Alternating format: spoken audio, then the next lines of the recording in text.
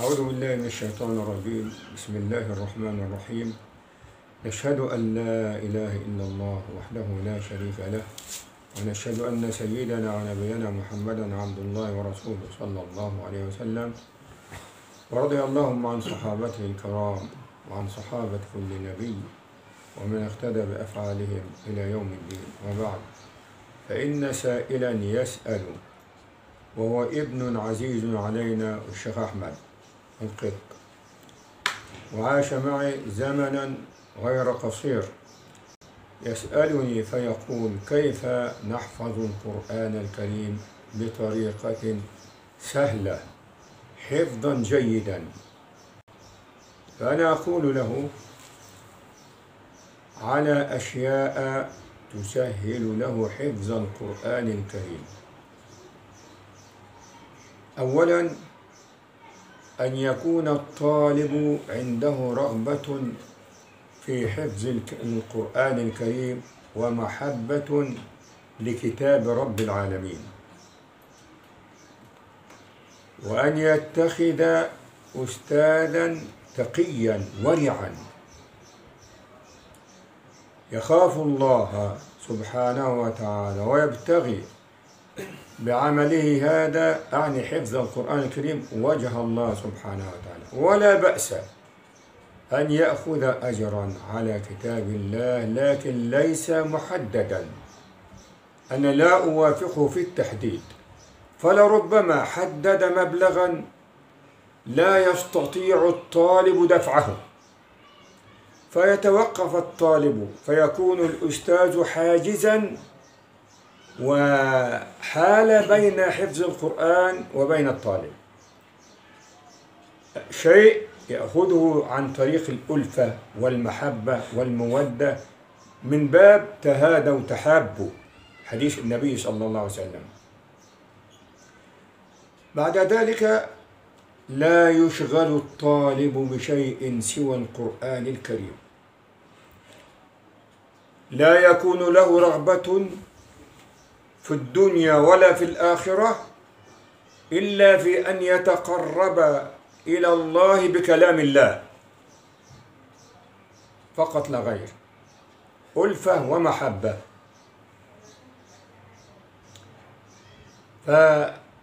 فيكون هناك ود وألفة بين الأستاذ وبين الطالب، الشيخ والمريد، كل منهما في قمة الإخلاص يمشي.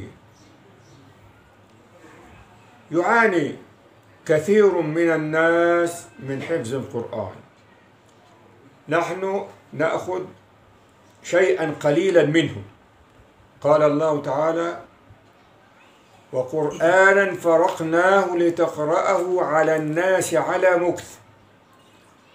يأتي الطالب الذي لا يعرف قدرا جيدا عن القرآن الكريم ويظن أنه سينتهي من حفظه في نصف عام، في عام، في عامين. لا، طول حياة الإنسان هو جند عند الله عز وجل، جند من جنود الله، وذاكر لله، وسائر على طريق الله إلى أن يلقى الله سبحانه وتعالى، لا يحيد عن الطريق يمينا أو شمالا، بل يسير إلى الأمام.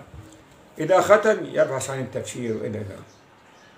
وهناك طرق سهلة إن شاء الله لحفظ القرآن. لا تكسر أيها السامع، ولا تكسري أيتها السامعة،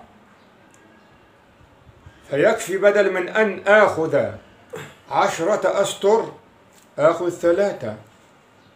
10 أسطر لا يستطيع ذهني حصرها، وأنسى، ويقع من هنا ومن هنا وأنسى، وأقول القرآن ثقيل وليس بثقيل، ولقد يسرنا القرآن للذكر، ميسر. فيأخذ الطالب أقل من قدرته العقلية، ويقرأ الأستاذ أمامه القطعة الذي يأخذها. كنا نسميه لوحا، اللوح. دلوقتي القطعة 4 سطور 5 سطور ويكرر الطالب والأستاذ كل منهما يقرأ حتى يلين اللوح للحافظ. مثلا عما تساءلون عن النبأ العظيم الذي هم فيه مختلفون كلا سيعلمون. والطالب يقول خلفي وأعيد 5 6 مرات. وإذا وجدت أن الطالب لا يستوعب أنقص من 3 أشهر أخذهم سطر واحد، ما فيش مشكلة، سطر واحد، وأكرر أساعده أنا وهو في الأجر سواء. أكرر من 5 ومنه 5 حتى تصير 10 وخلاص يا ولدي. ده يعني أنت لو خلوت بنفسك نصف ساعة بعيدا عن اللهو وعن اللعب والتلفزيون والمشاغل الدنيوية بأسرها، ما فيش 15 مرة يدخل القرآن عقلك ولا يخرج أبدا أبدا.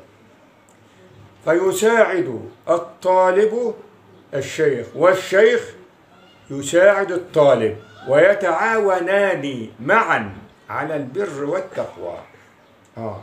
فيقرأ الشيخ مرات ومرات، وبعده يقرأ الطالب مرات ومرات حتى يلين اللوح أو تلين التقسيمة وما إلى آخره. وللشيخ نظرة في الطالب، يعرف عقل الطالب أكثر من معرفة عقل الطالب لنفسه.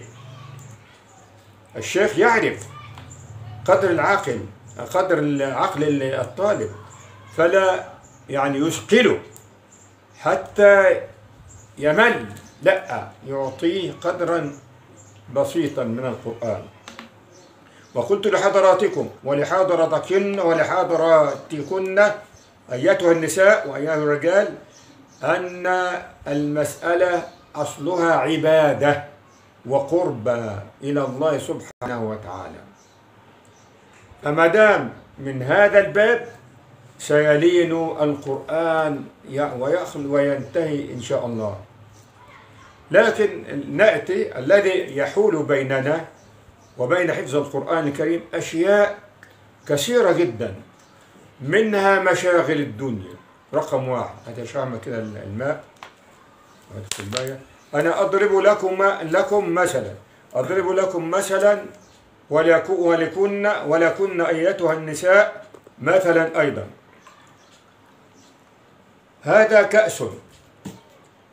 كأس من الماء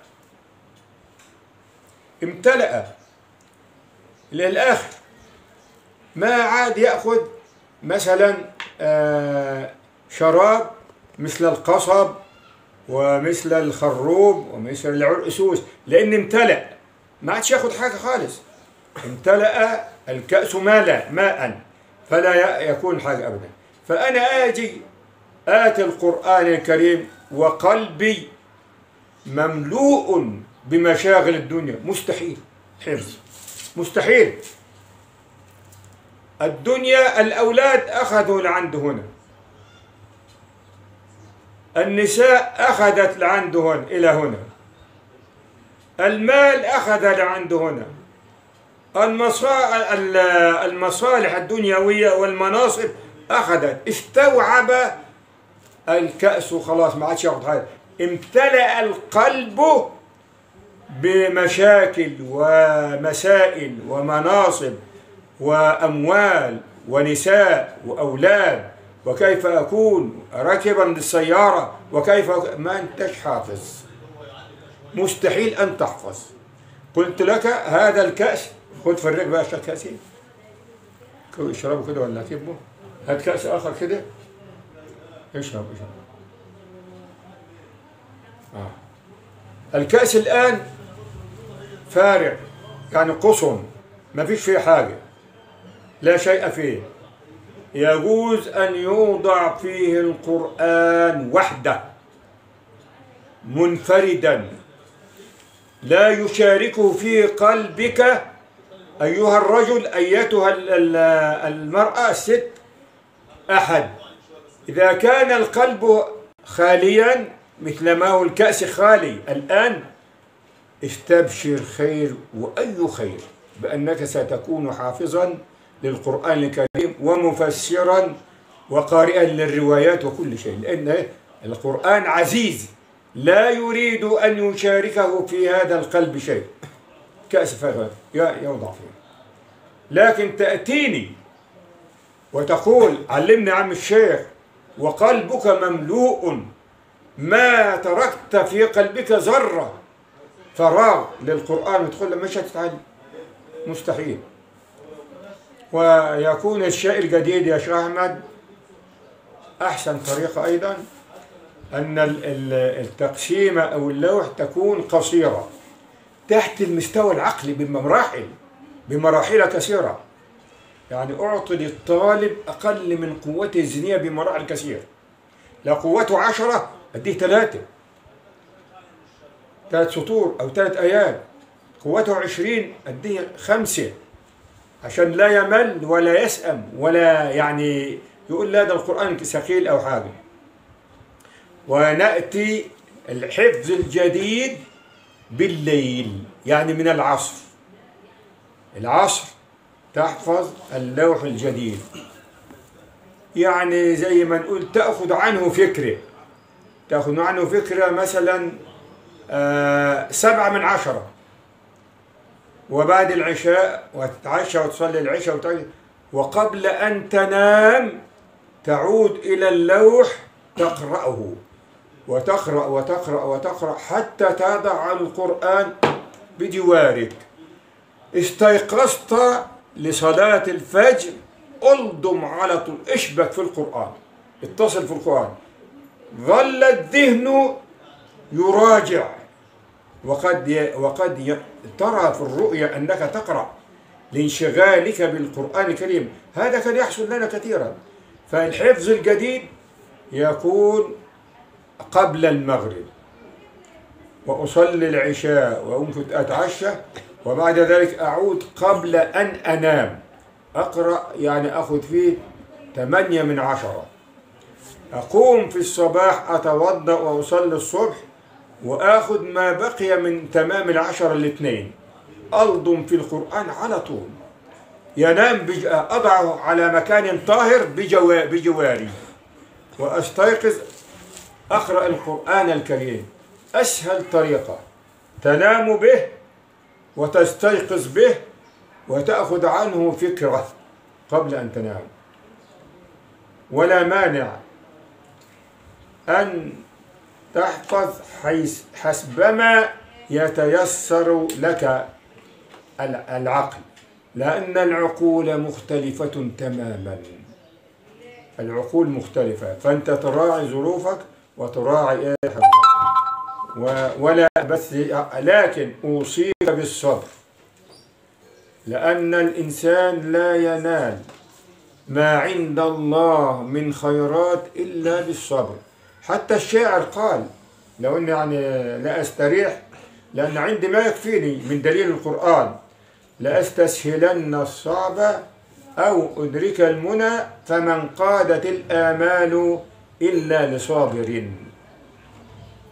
عالم ما صار عالما إلا بعد صبر مرير، وما صار الداعية داعيا إلا بعد صبر مرير.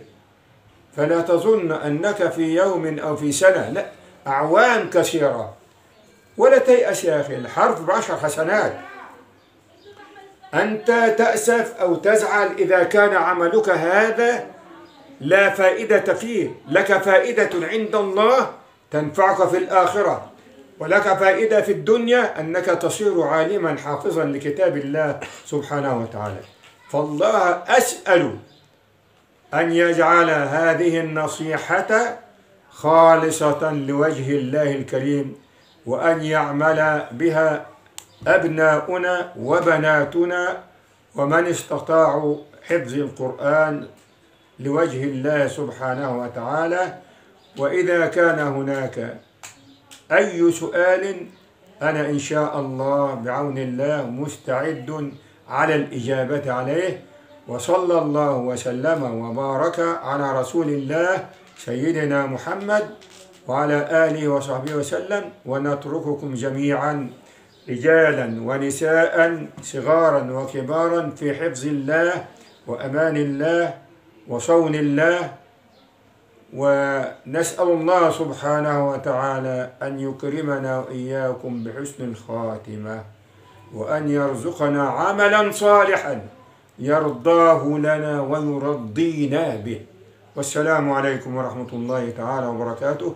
خادم الجميع شيخ رفعت ابن البسطويسي ابن إسماعيل من قرية الراهبين التابعة لمركز سمنود التابع لمحافظة الغربية التابعة لجمهورية مصر العربية، من علماء الأزهر ومن علماء القراءات، وشيخ مقرأة الحنفي بالمحلة الكبرى قديما، ولكن سني كبر فأنا تركتها الآن لكبر سني، وأجلس في بيتي لكتاب الله فقط لا غير. والله أسأل أن يجعل هذا العمل الطيب في كفة حسناتي وفي كفة حسناتكم وحسناتكن. والسلام عليكم ورحمة الله تعالى وبركاته.